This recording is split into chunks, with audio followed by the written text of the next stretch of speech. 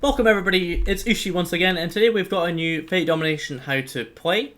In regarding to how to play the game and on turn order, I will be making a video soon on that.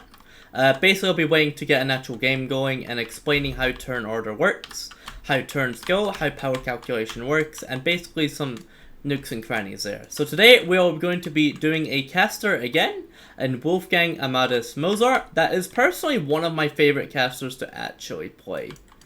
Mozart has a decently weak deck with a couple 4s and a 5, a few Lux and preparation cards, and 3 skills: Requiem, Lullaby, and Caster Class. I'm not even going to try and pronounce that, bro. Mozart is kind of an interesting servant to play, as you're mainly wanting to be quite passive and cause mayhem in the biggest times. Basically, when objectives like Turning Point, I'm just a god by the way before anyone says anything. Basically in Turning Point, where you would have 2 objectives in Myanmar and Shinto, or any high VP objectives like Bring Ilya Back, or Desperation Move.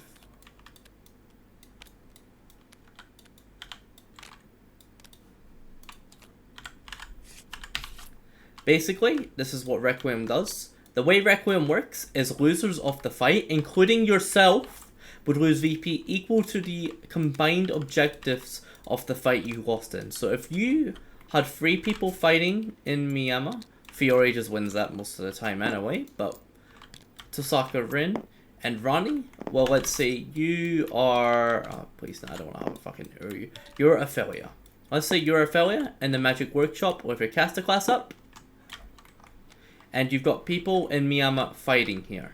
Requiem's main effect makes the 2 people that lose the fight lose 6 VP on the total bar.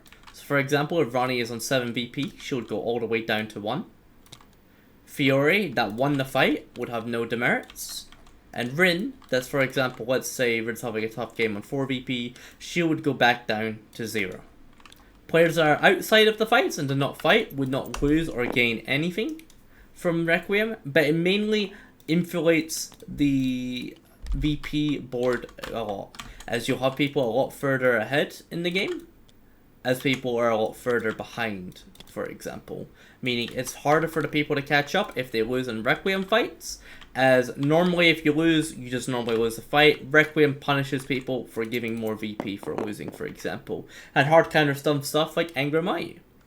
How Lullaby works, basically, is you can trap people in the Magic Workshop. So it's mainly more of a niche card, but it is pretty nice. For example, if you've got a Ronnie here, let's say there's a 4-man game, you've got 1 person here, and you've got a Fiore here that's last in turn order. Ronnie has played her 2 cards that are pretty low power, and their total is maybe like 15. Well, your total, the highest you can get is 16, not like disregarding objectives. And basically, you can win. The way this is meant to be used is you can come down here, win by using Lullaby and your other card, while also locking others from interrupting fights. That also stops people interrupting Requiem when you want a certain someone to lose VP, or you're wanting a certain someone to win. A good combo you can do as Mozart is you have cast a class up. If you can guarantee yourself winning a fight, and I mean guarantee because this is mandatory, you could play lock everybody that was wanting to follow in to beat you in there, and punishing the 1 single player in Miyama.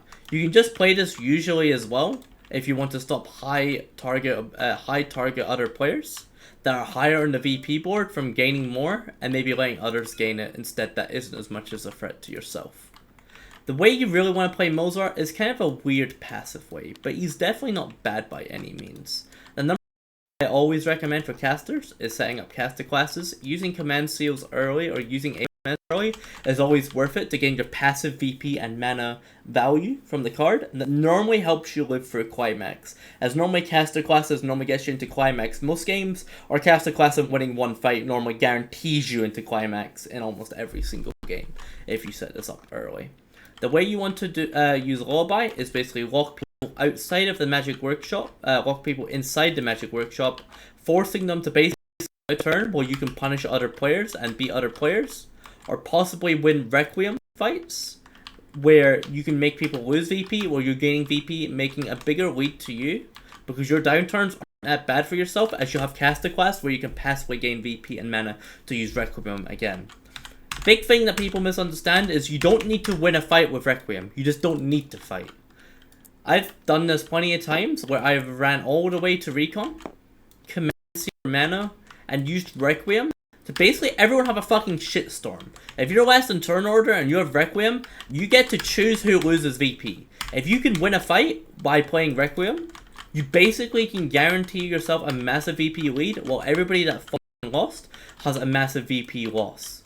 Now, it isn't as useful on small event objectives. For example 2, it's not as punishable and probably not worth using the mana unless it's the card that the fight. But on high VP objectives or stuff like this is so worth losing, as somebody losing 9 VP can basically completely bring them out the game sometimes, and basically inflate a big VP deduction on players. So that's basically how you play Mozart. You play passive, get caster class up. You play Requiem on turns where you can guarantee win by locking other people outside that could possibly walk down to you, or basically lock high VP targets that you want to look at. You want high VP targets to lose VP, so you can beat them, for example, or you want to make sure that people in Magic Workshop fuck you over. Requiem is basically the big card you want to use on the turn where you can guarantee a win, or you're in the Magic Workshop or Recon, on high VP objectives where multiple people are fighting. Or hell, even open ley lines worth doing it sometimes, as there's normally a lot of people that go down there just to gain the mana. Forcing everybody to lose 2 VP for the 2 mana is basically never worth it on their hand. Especially if you can win that, that's a huge VP disparity you can get. The way Requiem wins games is pretty tough, but caster class and Recon is your best friend. You have your 1 preparation, so you can win occasional fights with your magic field objectives. And basically, you're wanting to lock people in.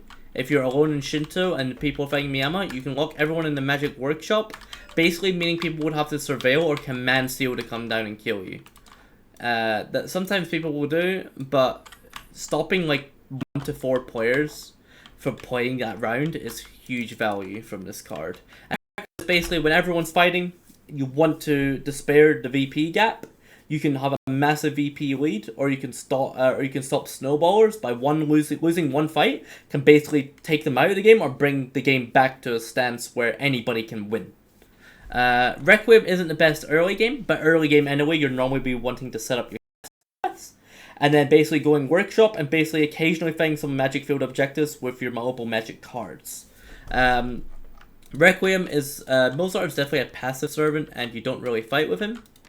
But yeah, so TLDR, caster class ASAP, then basically on high VP objectives, you Requiem, so people that lose would lose VP. You do not have to fight. Sitting in the workshop and using Requiem is a clearly viable strat that can make other people lose VP and get them out of the game. And then you use Lullaby when people are basically in the Magic Workshop. You've got a massive group of people in the Magic Workshop. I don't know, they're afraid of Semiramis or some stuff. You're first in turn order, and then you Lullaby. Basically, all 3 of these people are stuck, and you can get guaranteed VP, or you can basically choose who cannot win a fight or interfere with Requiem. So basically, that's how you play Wolfgang Amadeus Mozart. That wasn't probably the best explanation, but I apologize if you don't understand. But Requiem, basically, yeah, objectives you want people, because the losers will lose the VP, basically making a higher disparity on the VP chart. Basically, you want to be ahead, while everybody else is getting pushed back. Lullaby to lock people in that maybe want to come down to fuck you over, or people that would normally win the fight that you don't want to win the fight. And caster class, basically set it up, go to workshop, gain 2 VP and mana every turn, and basically you use that for the rest of the game, as that's your main income from VP compared, your main income of VP are the one or two fights you might win on magic objectives / command seals Requiem. So thank you very much for watching. That's how you would play Mozart. Not the most complicated thing, but I can see some confusion on how Requiem is meant to be played, as Mozart's total power is very low.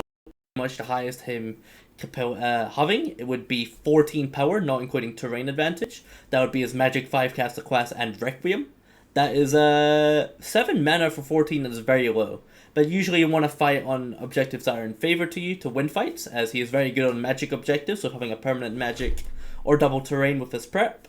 And basically he is one of the few casters that can actually ignore poke with having double lux as well.